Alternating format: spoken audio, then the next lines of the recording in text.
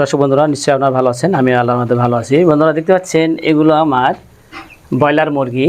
তো আসলে মুরগিগুলো আমার ছিল 15টা, প্রত্যেকটা মুরগি এরকম বড় হয়েছিল। তো দেখুন ব্রয়লার মুরগি, তবে মুরগিগুলোর পালক দেখুন কত সুন্দর, একদম ধবধবে সাদা।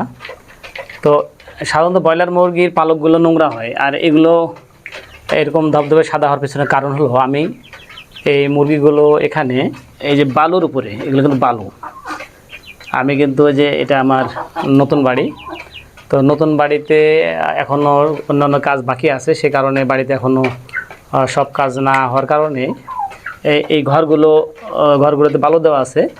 আর আমি এই বালুর উপরে কিন্তু এই মুরগিগুলো পালন করেছিলাম। তো এখানে দেখতে পাচ্ছেন এখন 3টা ব্রয়লার মুরগি আছে, আর এখানে সোনালী মুরগি 3টা। আসলে বালির উপরে যে মুরগি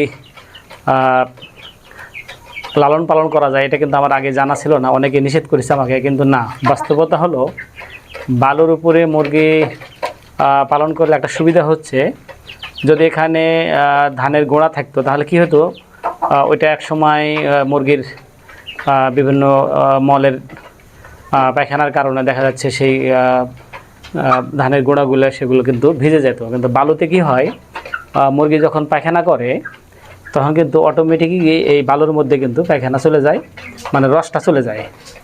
আর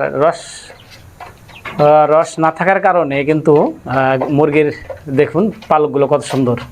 আর এখানে যদি কাঠের গোড়া বা ধানের গোড়া ব্যবহার করতাম তাহলে কিন্তু এই মুরগির পালকগুলো এত সুন্দর হতো না।